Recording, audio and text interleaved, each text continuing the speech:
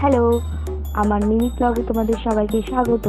তো আজকে একটা ছোট্ট মিনি ব্লগ নিয়ে এসেছি, অনেক বছর পর, অনেক মাস পর। এটা আমার মনেও নেই আমি যে কবে ব্লগ ছেড়েছিলাম, মিনি ব্লগ। তো এটা অনেক বছর পর নিয়ে আসলাম। তো আমরা গেছিলাম হচ্ছে অন্নকূট আনতে চণ্ডী মন্দিরে। আমাদের এখানে চণ্ডী মন্দির আছে। এই চণ্ডী মন্দিরটা অনেকে হয়তো চেনো, কারণ এই চণ্ডী মন্দিরটা শুটিংও অনেক সময় হয়। আর এই চণ্ডী মন্দিরটা আমাদের অনেক জাগ্রত চণ্ডী মন্দির। এখানে মেলাও হয়, যেটা আমাদের জুন জুলাইয়ে হয়। এখানে আমরা মেলায় আসি, অনেক মজা হয়। আর এখানে আমরা যখন গেছিলাম তখন সবে সন্ধ্যা আরতি হচ্ছিল। সন্ধ্যেবেলা গেছিলাম তো অন্নকূট আনতে, তখন চণ্ডী মায়ের সন্ধ্যা আরতি হচ্ছিল। তো আমরা দাঁড়িয়ে কিছুক্ষণ দেখি, ভালো লাগছিল আমাদের দেখতে।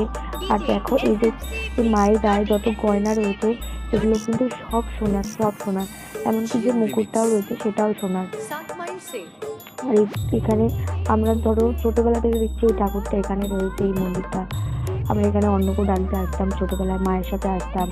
তখন খুব ছোট ছিলাম, তখন মায়ের হাত ধরে আসতাম।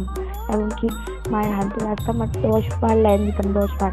আর 10 বার অন্নকূট নিতাম, শুধু বার নিতাম, যাতে আমরা অনেকটা করে পাই।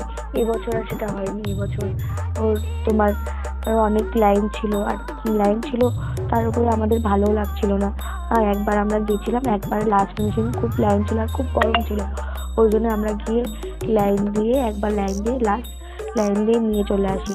তো চলো, ভিডিওটা এখানে শেষ করছি, আবার একটা মিনি ব্লগে দেখা হবে।